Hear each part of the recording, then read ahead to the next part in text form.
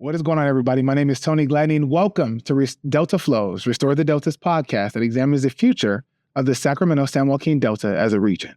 The Delta is part of the largest estuary on the west coast of the Americas, and its ecosystem is of national importance. During our last episode, we were joined by Barbara Berrigan-Perea and Morgan Snyder from Restore the Delta. They discussed the ongoing controversial Delta Conveyance Project, also known as the Delta Tunnel, and what's at stake for our waterways and communities if it were built. Today, we're discussing the current state of science and water for the Bay Delta region. With previous episodes, we focused on specific aspects of the Bay Delta, such as dwindling fisheries, harmful infrastructure projects, as well as communities impacted by the ecological decline of the Sacramento-San Joaquin Delta. The focal point of this episode encompasses various aspects of how water and science are inherently tied together through sustainable and, unfortunately, unsustainable practices in the Bay Delta. For many Delta tribes and indigenous communities, the Delta has been used since time immemorial for cultural, spiritual, and sustenance-related resources and practices. Today, we are welcoming Dr. Jon Rosenfield, Science Director at San Francisco Baykeeper. He is an expert in fish ecology and behavior and has applied it to conservation efforts in his professional career. Jon, welcome to Delta Flows. Thanks for having me. Great to be here. Absolutely. So great to have you. Let's just start. I mean, long day, I'm assuming. How are you doing today? I'm doing all right. It has been a long day. It's Delta Conveyance Project Day today. Yeah. And it's only Tuesday. And it's only Tuesday. Yeah. Right. Well, so obviously just going to dive right in again, because we have some listeners who may not know anything about this work that we do or are fairly new to this, if we may say. So for those people that are not familiar with the work that you do at San Francisco Baykeeper, can you just talk about what that looks like from a macro level? Sure. San Francisco Baykeeper is a nonprofit that patrols San Francisco Bay and finds polluters and holds them accountable, holds government agencies accountable to protect water quality, fisheries, and the communities that live around and depend on San Francisco Bay and its watershed.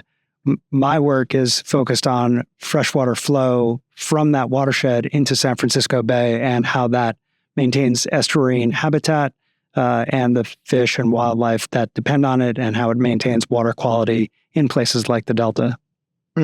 Okay. So through the work that you do, you mentioned, like you said, estuaries and the San Francisco Bay. How would you say, or how would you describe the Bay and the Delta's dependence on one another for a healthy estuary? Well, the San Francisco Bay and the Delta is an estuary. That's where freshwater and saltwater meet and mix, and there's a tidal environment that makes everything very dynamic. So really, from a fish's point of view, it's all one continuum from rivers to the Delta, where there's tidal influence and things are still mostly freshwater, to increasingly salty waters as we go west into San Francisco Bay. Gotcha. And forgive me, because I feel like I just should have asked this in the beginning, but it's okay. I'm going to back up a little bit. If you could just talk about, how did you get into this work? How did your academic background influence this work that you're currently doing? Yeah, I would say my work influenced my academic background. Okay. I grew up on the East Coast, spent a lot of time in the woods and streams of the East Coast, and just developed a real fascination with living things and the questions like, why is there so much diversity, between organisms and fish, mammals, birds, trees, people? There's so much diversity and it's so cool. How does that happen? And that sort of led me to academic pursuits of the study of evolution of fish and wildlife. But on the flip side, I was passionate about protecting those creeks and rivers and woodlands that I played around in. That gave me an intense interest in conservation and preventing species extinction. So, evolution is maybe the development of all this diversity, and I work to prevent the loss of all that diversity. So that led me into my studies, into my work as a conservation biologist and my studies on evolution and conservation. Wow. So, with all of that, the background and the current work that you do, what currently, like, what's the problem here? Like, what's currently at stake for our water, our waterways, and what do these like stressors look like? Well, there's so much at stake. The San Francisco Bay estuary is the largest estuary on the west coast of North America and South America. Oh, wow. It's super productive, used to support fisheries that were the basis of the whole west coast fisheries south of Washington. Abundant wildlife, species diversity, right? That was unique to this area.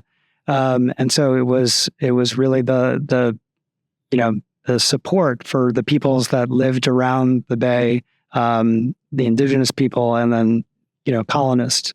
And now we're seeing an estuary in decline. And the evidence of that is we have 7 endangered fish species in the estuary, fish that are unique and not found elsewhere. The fisheries that used to be abundant, everything from Chinook salmon that we know about to sturgeon to smelt. These things used to be so abundant that they supported fisheries, and now they're declining as fish become endangered. The Chinook salmon fishery has now been closed for the past 3 years. Other evidence of the decline of the estuary we see here in the Delta with harmful algal blooms, that are sometimes toxic. And all of that is related to over diversion of the rivers that flow into the Delta, through the Delta to San Francisco Bay. There's just not as much water making it that full journey from the Sierra down the Central Valley rivers through the Delta to San Francisco Bay as there used to be. Our diversions amount to over 50% in a typical year of the water that would flow to San Francisco Bay. Over half of that gets diverted. Wow. So because an estuary is where freshwater and saltwater meet, if you take out half the fresh water, you've got a lot less of an estuary and that special environment that the native fish and wildlife depend upon. Wow. And because of that, right, what are some of the effects of that happening then, like in real time? I know we were kind of talking about that in Science Center. Like, what are the effects, like you said, of all this freshwater or a lot of freshwater just being gone? Yeah, I mean, the effects to people are, the closed fisheries, the waterways that, if they're not dry, are neon green sometimes with toxic algae that, people can't access their waterways or maybe don't even know that they're there because they're dry. And that's a real, loss to California. I mean, this area, this part of the state, is where 40% of the water in the state flows through this area, right? So rivers that are known worldwide, like the Tuolumne and the Sacramento and the San Joaquin, drain through the Delta to San Francisco Bay, or they once did, and now they do much less so. So it's a tremendous loss to communities up and down the Central Valley, to the fishing fleet in San Francisco Bay. I mean, San Francisco has Fisherman's Wharf that's now seen as a tourist location, but it was actually a fisherman's wharf, right? Yeah. And that was the basis of the development of San Francisco, and the fish caught there supported people throughout California, throughout the Central Valley. So the loss of this estuarine habitat and the loss of our rivers impacts fishing communities and communities that are located near rivers in the estuary. And then finally, San Francisco Bay is known worldwide, right? It's recognizable. People know San Francisco Bay. They know San Francisco is a beautiful city and the Bay Area is a thriving area. And that's in large part due to the fact that the Bay appears to be this productive, thriving, clean water body. But when people find out that, it's got 7 endangered fish species and fisheries are closed and there's toxic algal blooms, that's not good for business or the quality of life that people associate with the San Francisco Bay Area.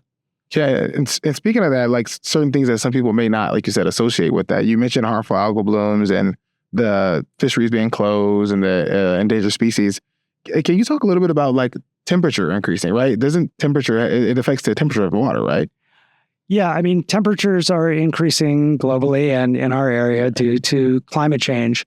But recent research in particular is finding that as we take more and more water out of our rivers, it actually affects the temperature of the delta. We didn't used to think that. We used to think that the flows upstream were affected by diversions and storage behind dams. And I mean, that is true. We know that that's true. But that by the time the water reached the delta, it had equalized with the temperature of the air, and there was no effect of diversion on water temperatures in the delta.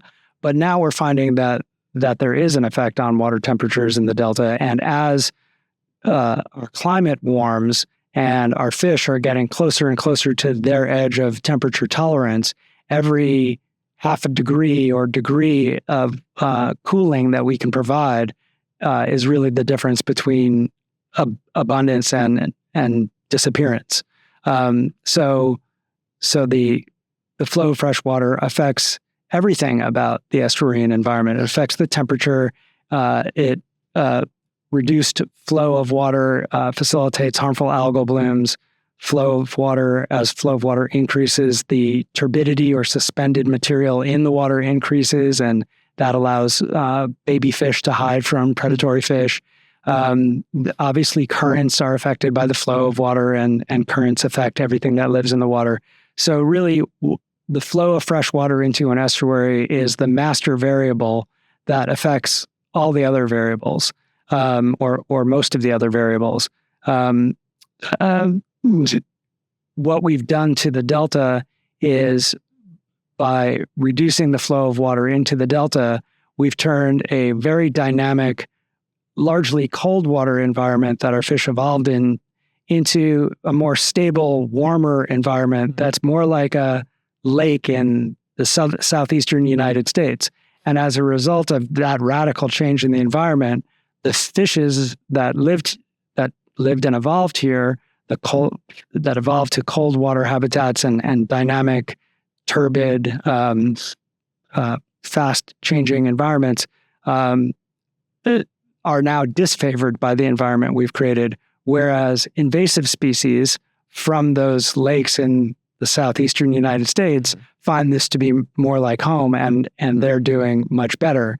So, and if those invasive fish, compete with and may eat the native fish, so it's like double damage, right? Our native fish don't have the environment that they're used to, and the environment that they have favors their introduced competitors. Wow. See, and I'm not sure if this necessarily goes together, but it makes me think of, if you can just elaborate a little bit more on like the differences between the habitat versus the flows. I know we're talking a lot about flows here. Right. So it's an interesting thing about the term habitat. For a fish that lives in a river, the flow of water is the habitat. For a fish that live in the estuary, right, again, where fresh water mixes in a dynamic tidal action with saltwater, flow is the habitat. In our management arena, though, there's become this tendency to talk about shallow water environments, tidal wetlands, floodplains, as habitat for fish, as opposed to the river or the open water of the estuary. And it is true that some fish, baby fish, live on inundated floodplains when floodplains are inundated, which is not every year and not for very long in any year. And some fish make use of inundated tidal wetlands. So it's not wrong to say that those areas may be habitat for fish, but that is not the bulk of their habitat. That's not their main habitat. I mean, I think if you asked a Chinook salmon, what's your habitat? They would say, well, in freshwater, it's a river, and then it's the ocean. And, if you asked a longfin smelt, what's your habitat? They would say open water, right? They don't go near floodplains and tidal marshes. But that's part of this subtle shift that some parties are trying to make, where we see habitat as these areas that people can restore, right? We can take down a levee and allow a floodplain to the river to inundate its floodplain, or we can reconstruct a tidal marsh. And if that's what habitat is, then rather than providing more flow of water, people would like to think that, oh, we can do this earth moving work and create a lot of, quote, habitat. I'm not saying that those restoration efforts are bad, but we really have no evidence that that kind of habitat, the shallow water environments, is what limits the fish populations. We do have a lot of evidence that their survival, abundance, and distribution is limited by the flow of fresh water from the rivers through the Delta to San Francisco Bay. So again, there are folks who don't want to give up any water that they divert for other uses. So they'd love to shift the focus of the conversation to earth-moving habitat restoration rather than what a fish might call habitat restoration, which is give me my flowing river. Got it. Totally. So a lot of these practices aren't really like sustainable, right? And well, I mean, for some fish, there are going to be some benefits sometimes, right? So it's not that it's not a lie that certain fish live on floodplains for part of their life cycle. But I mean, a floodplain is an area that is dry most of the time, and then the river floods onto it. So we need to do some of this. I mean, there's been a lot of that kind of in those shallow water environments that have been destroyed or filled in or levied, right? We've lost a lot of floodplains. We've lost a lot of tidal marshes, and they're fantastic for birds and terrestrial wildlife. So it's great to restore them. But if it becomes an excuse not to let rivers be rivers or let the estuary thrive through the flow of fresh water into the estuary, then it's a distraction from a real solution for fish, wildlife, clean water that depend on the estuary and the rivers that feed it. Totally. See now, and I know we've been talking right now more so about like locally, right? Sacramento, San Joaquin Bay, but from a California lens, what are some things that you would say are unsustainable about our current water use? Well, like I mentioned, we take in a typical year more than half of the river flow and use it for consumptive uses. That's all of the uses, from municipal, from water in our residences, on our lawns, to all industry in the state, including agriculture. Agriculture happens to be 80% of the water that gets diverted. About 80% of it is used just on agriculture, and 20% of what's diverted is used for everything else, from your drinking water to your shower to watering the yard to every other industry in the state. And the evidence that this is unsustainable, we already went through: collapsing fisheries, endangered species, harmful algal blooms. I mean, it's not just the surface water. We use a tremendous amount, and that's more than 50% of the surface water is diverted, but we're at the same time taking water out of the ground, and we're taking water out of the groundwater, at such a rate that the surface of the earth is collapsing. So you put all these things together, and that certainly seems unsustainable, right? The fish are just messengers telling us you're using too much water, and the harmful algal blooms are messengers that say you're taking too much water. You're turning this dynamic cold water environment into a slow-moving warm water environment where harmful algal blooms love to propagate. So, I don't want to point to any individual use of water as the factor, but the fact is that we can conserve water throughout all of the sectors of California's economy without changing our quality of life. We can have just more efficient use of water. In the agricultural sector, since that's where most of the water goes, we need to ask whether we should be planting tree crops, which are perennials, that require 30 years of guaranteed water to complete their bearing life cycle in an environment that doesn't have guaranteed water. California is notorious for having very variable supplies of water. So if we plant millions of acres in nut trees, that's saying our water isn't variable, our water is predictable, and we're going to have it for 30 years. And that's just not the case. cattle in the San Joaquin Valley, right? We use a tremendous amount of water rearing cattle for meat and dairy, which, I eat meat and dairy, right? Full disclosure. But is that an environment where we can sustain that kind of activity, not just for domestic consumption, but we export a lot of dairy, we export a lot of meat, and we export a lot of cattle food, right? Hay, alfalfa. We're shipping grass grown in the Central Valley with limited water resources to China, the Middle East, right? And that's pretty much directly exporting our water. Yeah. Is that the highest and best use we can make of water in California? I mean, it's very profitable for a certain group of people, but it comes at the expense of everyone else in the state and their right to rivers and San Francisco Bay that's thriving, and fish populations that they can fish for or just enjoy, wildlife populations, et cetera. So these are the trade-offs that we have to consider. Well, I want to go back to something you said, because that was all so good.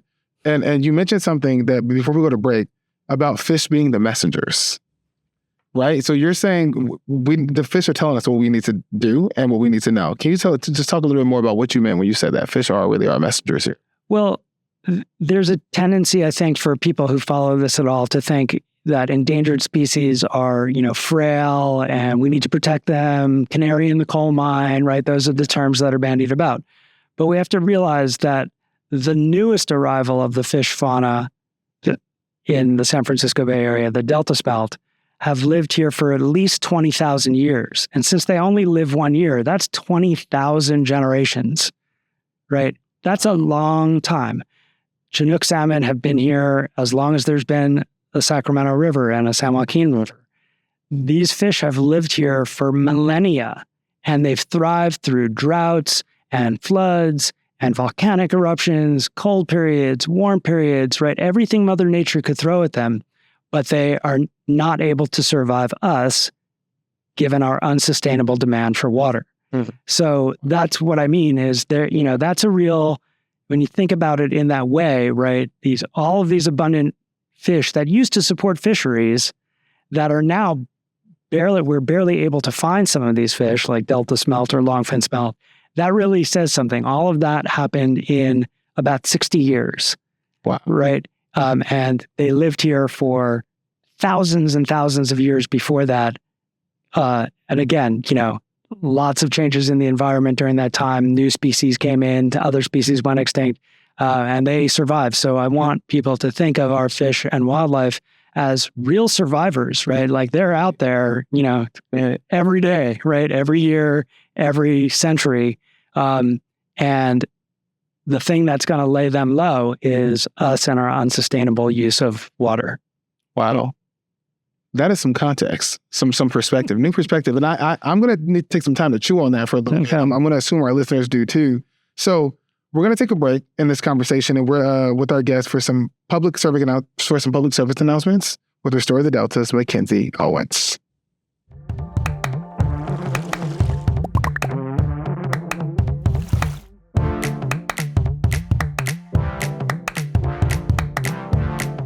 Hi, everyone. I'm Mackenzie with Restore the Delta. I'll be providing public service announcements for today's episode. Can you believe it's almost summer? I can't. First, we're excited to announce that we're hosting an open house at the Clarksburg Schoolhouse on June 12th from 5:30 to 7:30 p.m. This is a great opportunity to bring questions about our programs, get updates about the Delta Tunnel, or get to know the team more. We encourage residents that live in the Delta area to attend, and we hope to see you there. In a similar vein, we have started holding office hours. We had our inaugural office hours session on May 17th at the Rio Vista Library. We plan on holding these more in the future with various staff members at different locations across the Delta for around 3-hour periods in the afternoon or early evening. Keep an eye out on our social media for new office hours coming soon. There have been a lot of Delta Tunnel updates since our last episode. Recently, Governor Newsom's revised May budget was accompanied with trailer bills that would threaten and bypass regulatory environmental laws and public participation processes to fast-track the Delta Tunnel. This would further put the Delta in harm's way alongside those who are working hard to protect it. We, alongside partners, are currently working on various policy efforts, as well as calling upon our California legislators to act. On today's recording date, the California Assembly Budget Subcommittee 4 on climate crisis, resources, energy, and transportation, heard the governor's proposal on the Delta Tunnel and water quality control plans in the four Mrs. Trailer bills. The Legislative Analyst's Office recommended deferring them for full policy review and called them, quote, a distraction.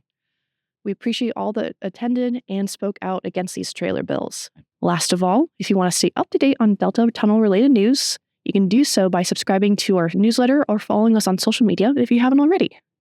Now, I'll be passing it over to Manaya Joy from With Our Words. Thank you.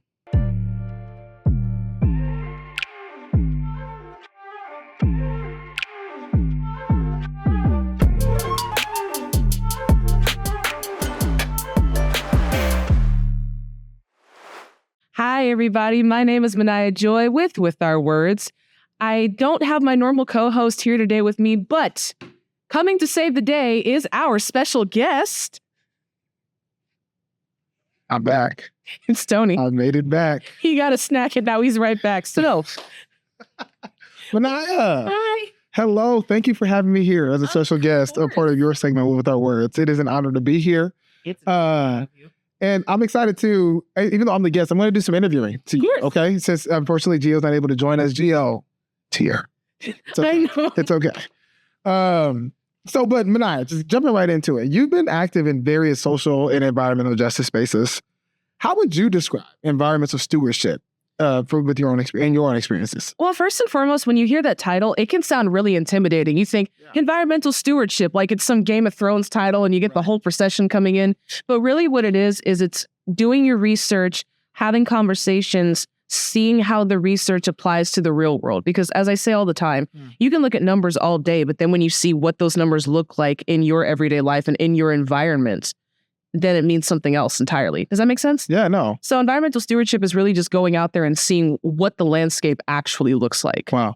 Thanks for breaking that down in that way too. Because like you said, even when I was like, well, environmental stewardship, like, wow. But like you said, you made that like bite-sized chewable. So bringing it down here to more of a local lens, what would you like to see done in your local region in regards to environmental stewardship then? First and foremost, I would really want people to actually know more about what that means. And I want to see it in more schools.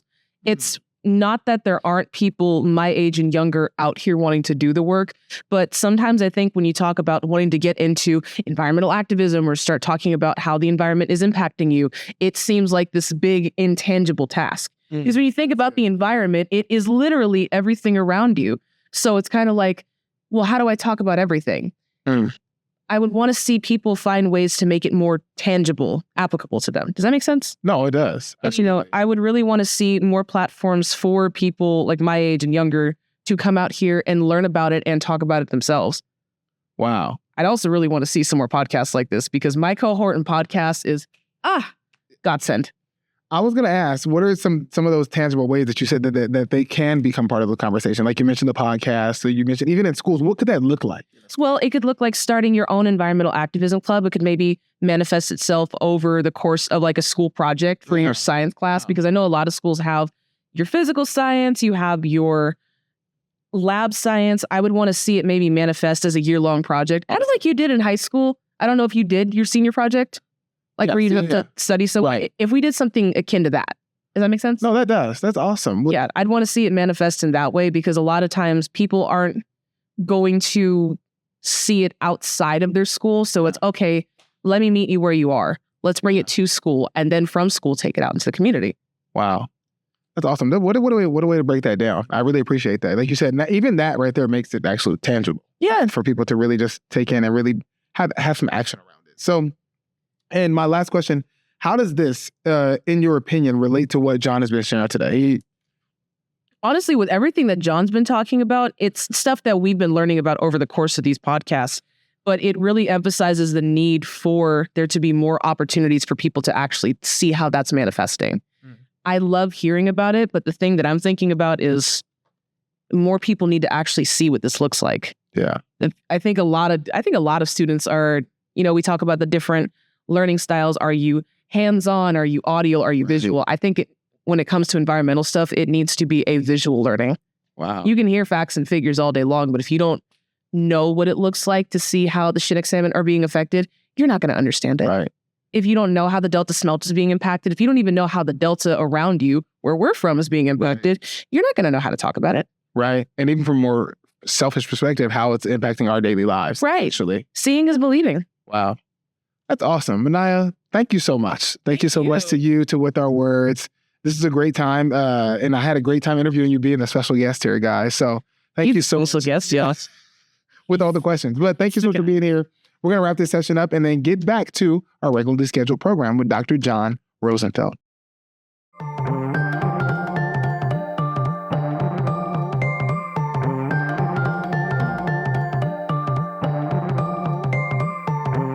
Well, welcome back, everybody, and thank you so much to Manaya and our special guest with Our Words for the important dialogue around this work and how it really is impacting us.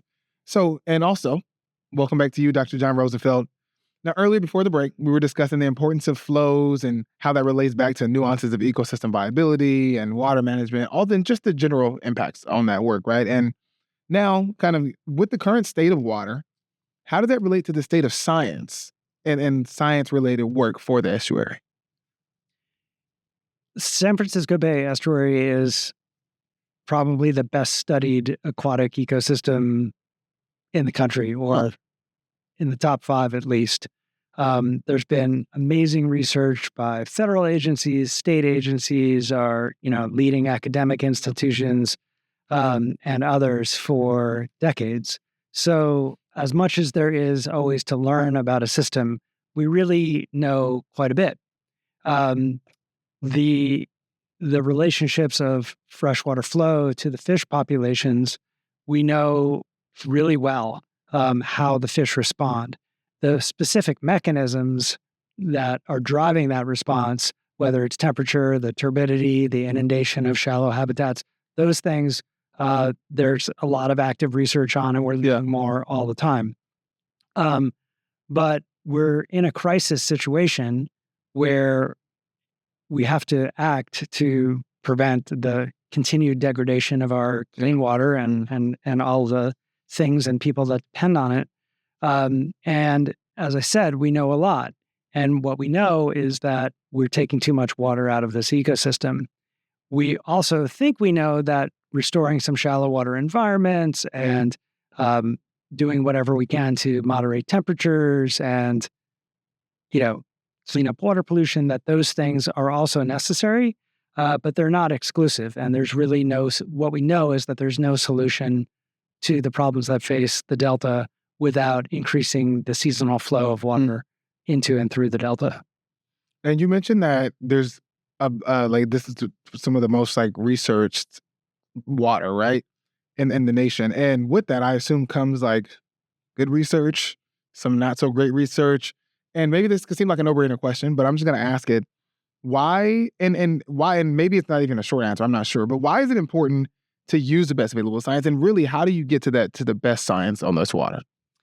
Yeah, I mean, science, Western science, is a way of knowing things, right? It's designed to eliminate bad hypotheses, right? That don't predict what actually happens and retain the hypotheses that are working better, allowing us to predict the future. There are other ways of knowing. The tribal folks of this area, they have their way of knowing. And if we're doing it right, they're not going to tell us different stories. So the best science is, in the scientific tradition, we're using the wealth of science that we have and the preponderance of the evidence to tell a story. Scientists never like to say, well, we know anything, right? We haven't proven, there are no facts, right? Which is the way scientists talk to each other. But when there's a lot of evidence that something is working and it's generating predictable results, like we have a wet year, fish do better. We have dry years, fish do worse. We take more water, fish do worse. We leave more water in the river, fish do better. When it's predictable like that, that's what we need to use to move forward. There will always be curious results or counterintuitive results, and sometimes those lead to major discoveries, but that's pretty rare, actually. The bulk of science is step by step, learning more and really developing a concept of how things work that you can use to predict things, right? And that has been predictable in the past. So it's important to go forward with the best available science. Here's an example. There's a lot of questions.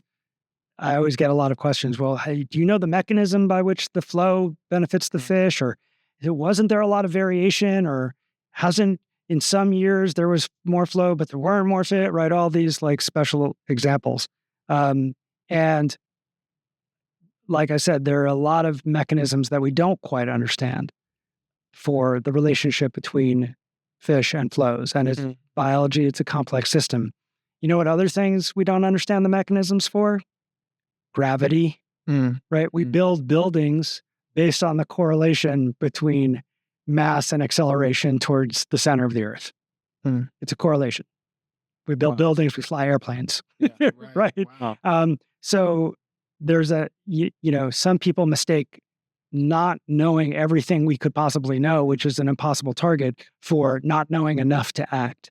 And that's not true. We act all the time based on much less evidence than we have about the relationship between fish, wildlife, water quality, and the flow of water. If I had to ask it, why do you think it's that way when it comes to fish and water, as opposed to like things like you said, like gravity, building buildings, and flying planes? I think that in California, water is more valuable than gold. Water is power. Water is money. And we use water to do important things like grow food, right? You and I eat food, right? Not criticizing. But a lot of things that are grown with water generate a lot of money that are not necessarily, staple food items, right? Like almonds getting shipped to Azerbaijan or something like that, right? So when things are valuable like that, it's hard for those who control that resource to share it. Because that means a loss of money and power. I like to say, if I could, I'm a fish biologist, if I could tell you that something else were the secret to protecting the fish, or that you could do without increasing freshwater flow, you could do something else, I would tell you that, because it'd be a hell of a lot easier. But that's just the fact. Fish live in rivers. A fifth grader could tell you that the habitat for a fish is a river or a lake or an estuary, and that means water. So I think it's contentious because of what's at stake in terms of money and power. Wow. Oh, that makes a lot of sense. And when it comes to this, onto the science thing, and it comes to scientific management, when you think about the regulations in place or all these different plans, what are some challenges that you're seeing that are facing the current scientific management for the estuary and the greater watershed and things like that? Well, there's as I described, we know that we take too much water out of our rivers and estuary, and yet there are a series of proposals to take more water out of the rivers that feed the Delta and prevent it from going all the way to San Francisco Bay. So there's the Delta Tunnel Project. There's Sites Reservoir, which is a off-channel reservoir off the main stem of the Sacramento River, where water from the Sacramento River could be stored temporarily and then released when people need it. There are, so those are two water storage projects. The main thing going on in Bay Delta water management would be the Bay Delta Water Quality Control Plan that the State Water Board needs to update under the state and federal Clean Water Acts. That process has been going on now for 16 years.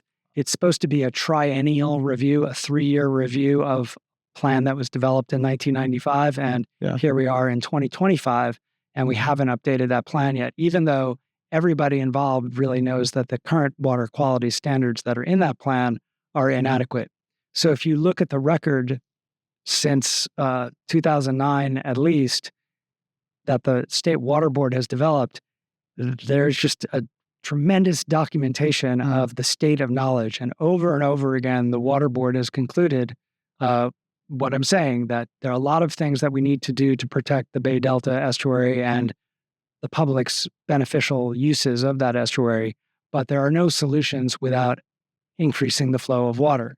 And yet, despite finding that repeatedly, and Department of Fish and Wildlife U.S. Fish and Wildlife Service, National Marine Fisheries Service, U.S. EPA, all sort of singing from the same hymnal about the need to increase freshwater flow to the estuary. Despite all of that and all of the documentation that underlies it, we still don't have an update to the water quality control plan. Meanwhile, we're pushing forward with things like the Delta Conveyance Project or Delta Tunnel and Sites Reservoir, which ought to be regulated by an updated water quality control plan, right? The point of the state water board's process is to determine how much water is needed to reasonably protect all the beneficial uses of the San Francisco Bay Delta, and then protect that amount of water, leaving the rest for other uses, or for development. But they haven't set that baseline standard of what's needed to protect beneficial uses like fish, wildlife, clean water, recreation, et cetera. Yeah. Well, and leaning a little bit more into the policy side of things now, looking into that, well, in your opinion, why aren't some laws being further implemented or upheld by regulatory processes such as CEQA or the Endangered Species Act and things like that? Yeah, but, people frequently say when I describe the problems of San Francisco Bay, its estuary, and its watershed, there ought to be a law. We ought to pass laws to protect fish, wildlife, water quality, and people's right to use their rivers and recreate, et cetera. And I say we have a lot of laws that say exactly that. We have a federal Clean Water Act. We have a state Clean Water Act. We have a federal Endangered Species Act. We have a state Endangered Species Act. We have a Delta Reform Act, or Delta Protection Act, excuse me. That all, and other laws that say we value the environment. We, the people of California, value our environment. We value clean water. We value these fisheries. We want them protected. And after they're protected, we'll figure out what to do with any excess. But as you mentioned, these laws are not being implemented. They're not being enforced to the level that these resources are actually protected. I mean, it's obvious the fish and wildlife populations keep declining. The water quality keeps getting worse. Right. And yet we have laws that say that shouldn't happen. And again, this comes back to the way to prevent those declines, and that continued degradation involves taking water from some consumptive uses, largely from industrial agriculture, and leaving it in the river to produce a good river environment and a good estuarine environment where fish and wildlife can thrive and people can swim in the water. And that's a cost that very powerful forces in the state are not willing to pay.